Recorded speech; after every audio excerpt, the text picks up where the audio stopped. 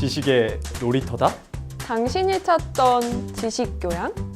공평한 뉴스, 국민의 시선? 파격적인 아이디어와 상상력으로 뉴스를 디자인하는 시선뉴스입니다.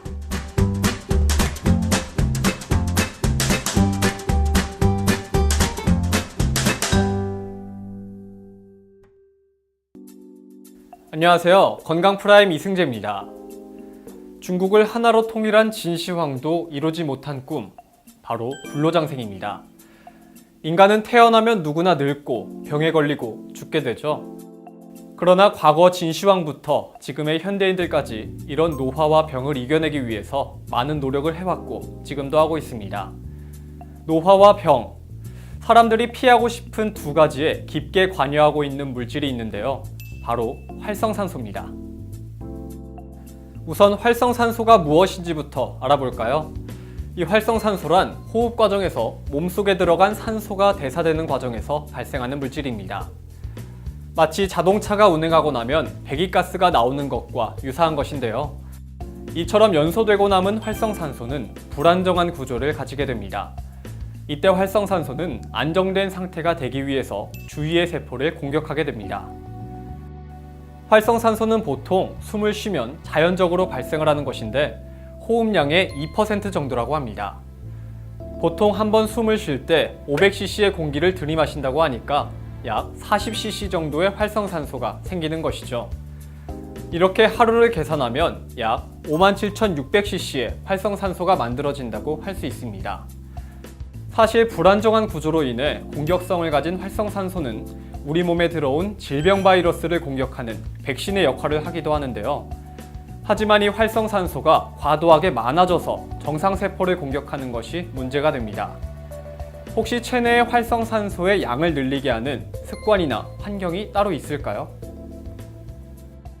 총량이 많아지느냐, 남는 양이 많아지느냐라고 생각할 수가 있는데요. 총량이 활성산소 양이 많아지는 것은 여러 가지 조건 중에서 우리가 공해에 많이 노출된다, 또는 유해 물질, 또 자외선도 마찬가지고 배기가스가 많다, 또 흡연이나 과음을 한다, 또 가장 중요한 것 중에 하나가 또 스트레스를 받았을 때도 많이 생기고요. 가공식품을 먹거나 이런 것들이 다 활성산소를 더 많이 만드는 것이고요. 또 이 대사 과정에서 많이 생기기 때문에 과식을 하는 것, 또 그 고지방식을 많이 먹는 것, 비만해지는 것, 이런 것 또한 활성산소가 많이 만들어지는 어떤 조건이라고 할 수 있습니다.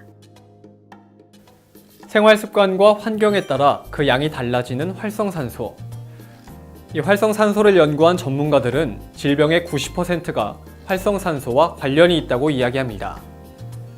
우선 활성산소로 인해 세포막, DNA, 그리고 세포 구조가 손상을 당하면 세포가 기능을 잃거나 변질되게 되는데요. 특히 활성산소가 세포 DNA를 공격하게 되면 유전자 구조가 변형이 됩니다. 어느 곳의 세포가 공격당하느냐에 따라서 대장암, 난소암, 식도암 등 다양한 암이 발병하게 되는 것이죠. 또 혈관 내 세포벽이 활성산소의 공격을 받게 되면 뇌경색, 동맥경화 등의 혈관 질환도 발병하게 됩니다. 또 췌장을 공격하게 되면 인슐린 분비에 이상이 생겨 당뇨가 올 수도 있습니다. 이뿐만 아니라 활성산소는 체내의 아미노산을 산화시켜 단백질의 기능 저하도 가져오기도 하는데요.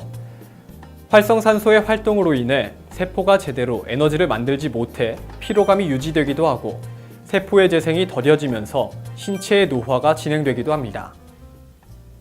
질병과 노화를 막기 위해서는 이 활성산소를 조절하는 것이 굉장히 중요하겠죠. 이를 위해서는 우리는 신체의 항산화 능력을 키워주는 것이 중요합니다. 우리 주변에서 쉽게 찾을 수 있는 항산화 물질, 대표적인 식품들을 컬러푸드라고 하는데요. 이 채소가 가진 각각의 색깔은 병충해로부터 자신을 보호하기 위한 화학물질에 의해서 만들어진 것이라고 합니다. 이러한 물질이 우리 몸에 들어온 활성산소를 잡아주는 역할을 하는 것이죠.